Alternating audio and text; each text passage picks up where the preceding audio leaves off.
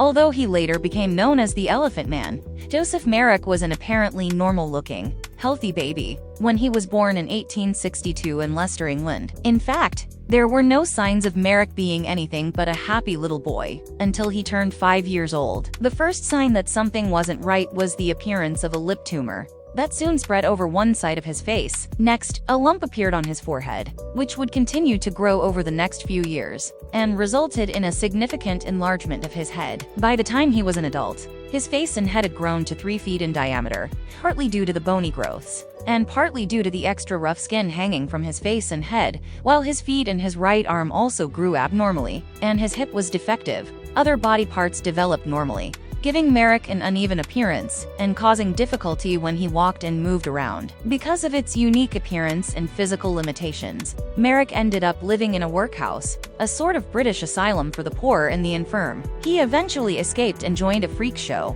where he was on display as half a man and half an elephant. It was here that he was eventually discovered by a doctor and moved to a hospital, where his life would change forever. During his lifetime, Merrick was diagnosed as suffering from elephantiasis, a rare disease of the lymphatic system that causes certain parts of the body, especially the limbs, to become grossly enlarged. This was the wrong diagnosis, and it would take more than 100 years before scientists would find a proper diagnosis to fit the condition that affected Merrick. Very Well Health reports that it wasn't until 1976 that the first alternative diagnosis was offered. At the time, scientists suggested he might have suffered from neurofibromatosis, a rare disorder that causes growths and tumors to appear on the eye around it, abnormal curving of the pine, and larger than normal head circumference. 20 years later, a closer look at Merrick's skeleton suggested he might have suffered from Proteus syndrome instead, an extremely rare disorder that wasn't discovered until the late 20th century.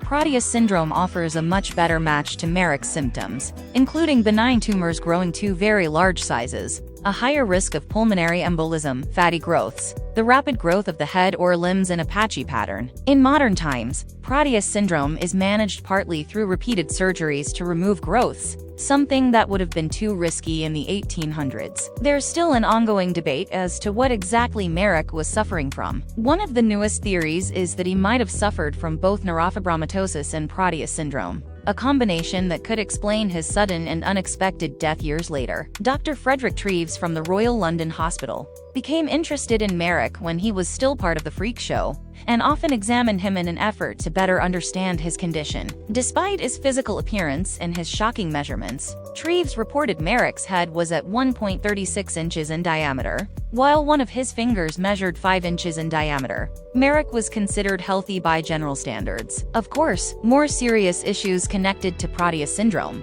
such as the higher risk of seizures, blood clots, and pulmonary embolism, would have been impossible to detect back then. But by 19th century standards, Merrick didn't appear to be a sick individual. About 2 years after the initial contact with Treves, Merrick found himself on the streets before eventually being admitted to London Hospital. Merrick had pneumonia, and his overall condition had deteriorated considerably over the previous 2 years. While his hospital stay was meant to be a short one, donations and support from public figures, including famous actress Madge Kendall, made it possible for Merrick to stay there for the rest of his life. Rooms at the hospital were adapted to become his living quarters, where Treves would visit him regularly. Despite the best care available at the time, Merrick's tumors continued to grow, and his overall condition continued to deteriorate. There just wasn't much a 19th century doctor could have done to help the Elephant Man. Despite his deteriorating condition, there were no obvious indications of anything life-threatening going on with him. In fact, over the past few years before his death, he had lived a fuller life,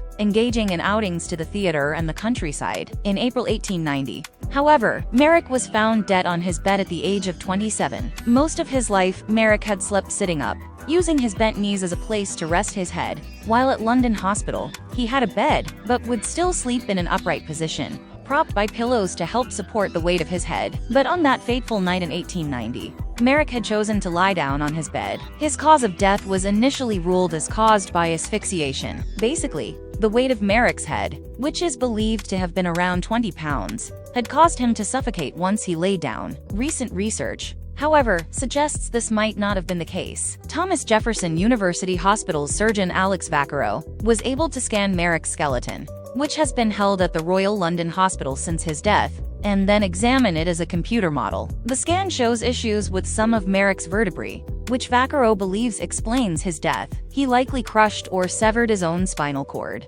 because of the weight of his head as he laid down on his bed for the first and last time. Thanks for watching. See you on the next one. Oh, and don't forget to subscribe.